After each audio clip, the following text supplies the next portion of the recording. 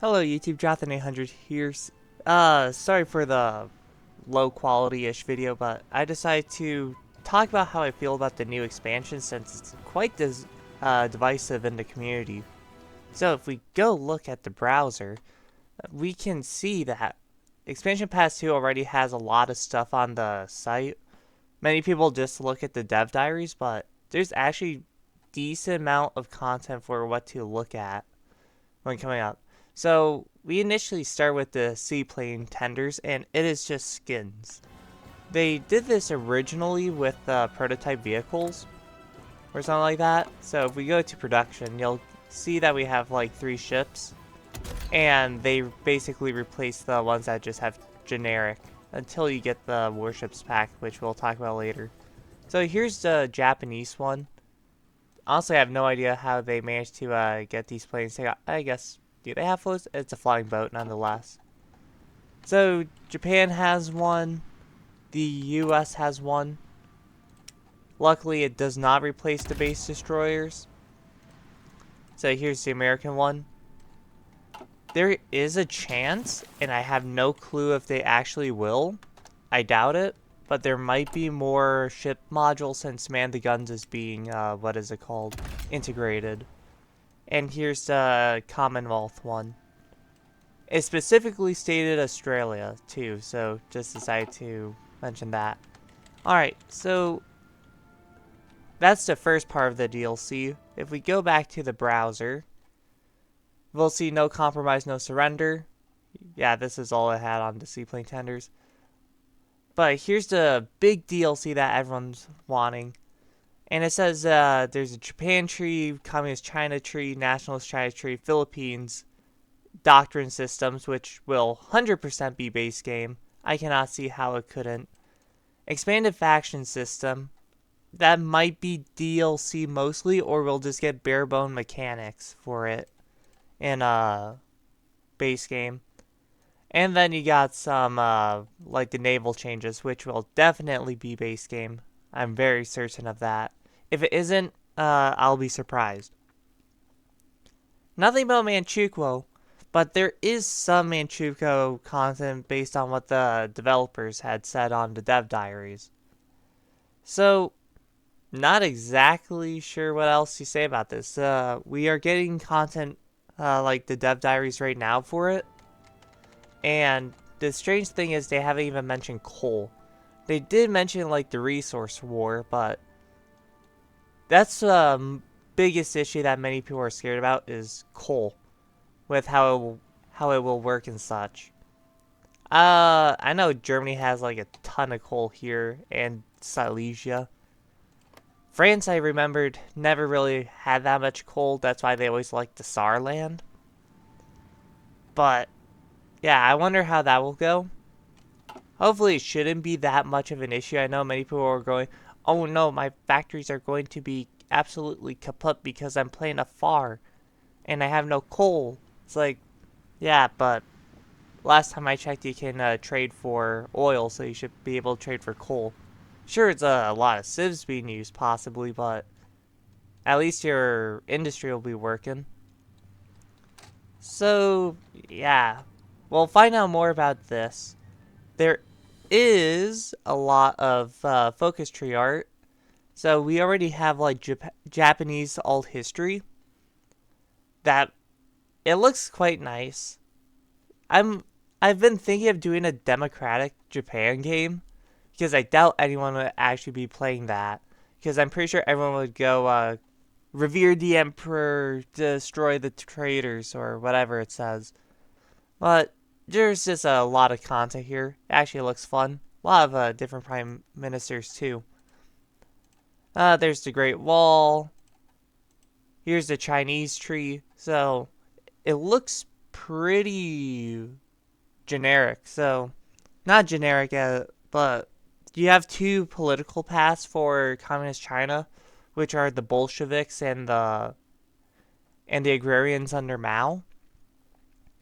And it appears they just share a lot. I don't really see anything like a specifically Bolshevik or specifically Maoist path in this. We'll see when the DLC comes out. And the Philippines we've already seen through the dev diaries. And the Philippines are purple in the shot instead of blue like in the video. So that's neat. We got the unit pack. We have literally nothing on it. So besides, we have apparently destroyers, battleships, and some iconic warships. So I doubt we're getting much with this besides, look, it's the Iowa, look, it's the Yamato, look, it's the Nelson, Bismarck, I don't know. Actually, no, it can't be Bismarck because Bismarck was Atlantic, so have fun with that. Maybe we'll get the Prince of Wales so it gets bombed out. So we got the Theater Pack Thunder Adder Gates. They have Australia, Siam, Indonesia, and I wonder if they'll get Siam to be renamed to Thailand, which they did in 39 or something. If they do that, that would be neat. Military HQ seemed quite fun, so I'm just imagining, like, let's just tag to Italy since they're at war. Alright, I was in browser, so that was great. I forgot to switch. Either way, what I was stating is, with the new HQ system, I'm just picturing, like, you have your HQ, you got your general, he's stationed in the state, you push around, but surprise, you overextended, now you get counterattacked, and whoops, your HQ got overran.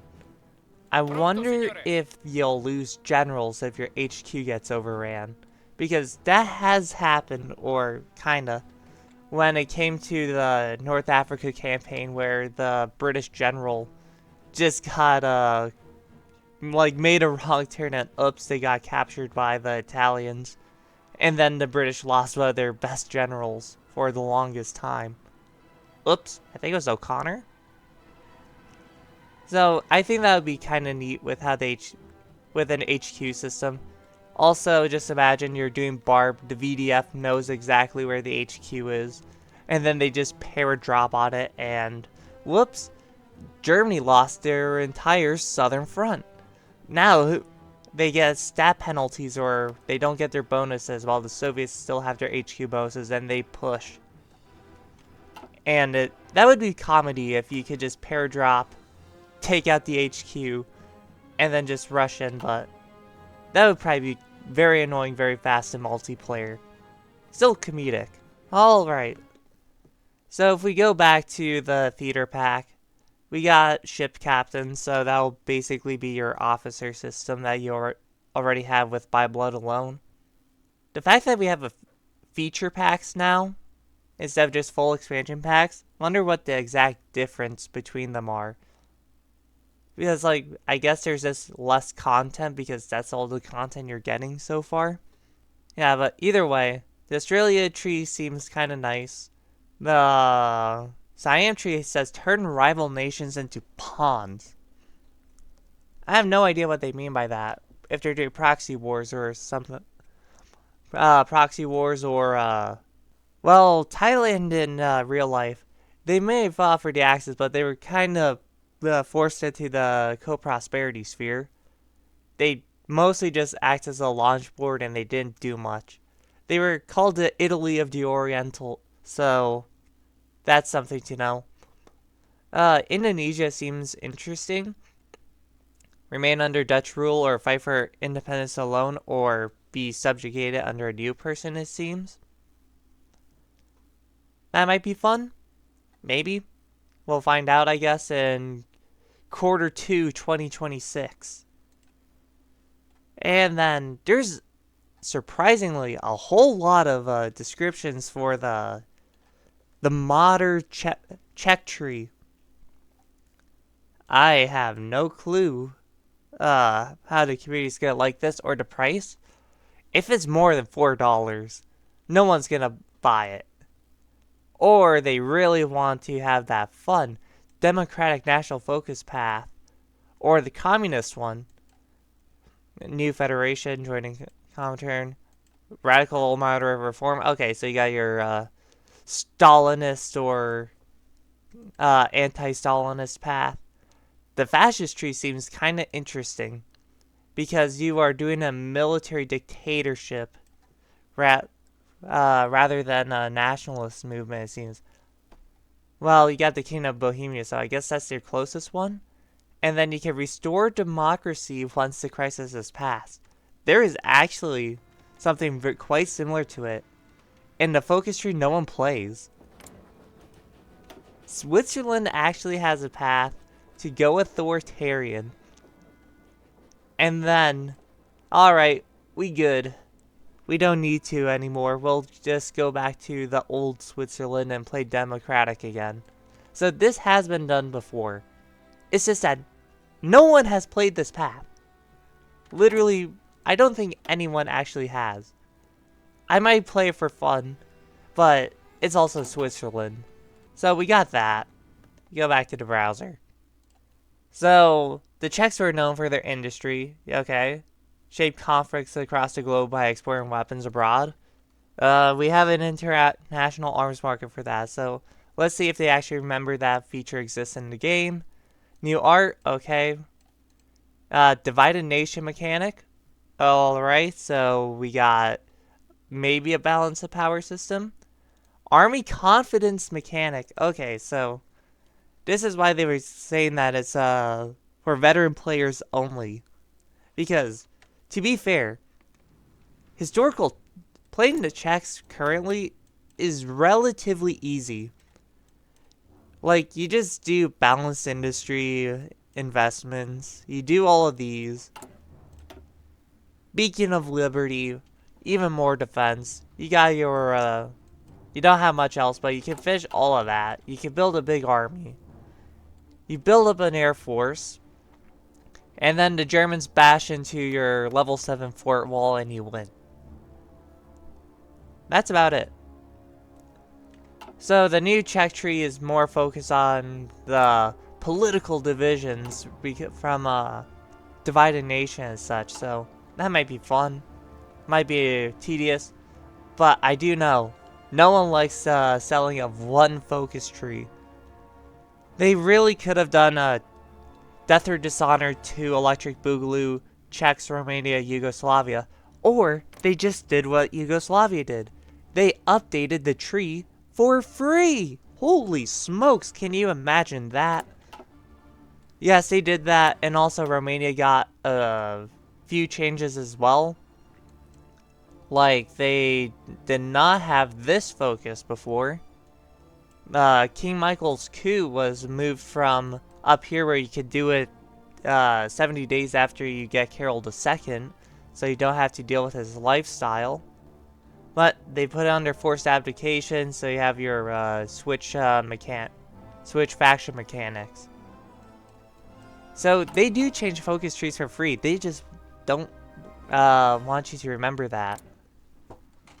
So yeah, I don't really like the idea of that, but I spent $50, so I like the content. RIP $50. Hopefully the DLCs are good. So how long have I rambled for? Okay, I've rambled for a decent amount of time. So that's everything in Expansion Pass 2. We'll see more. No, remember, I am judging this before anything comes out. A lot of us are all jaded because of Graveyard of Empires. But they learned from their mistakes, right?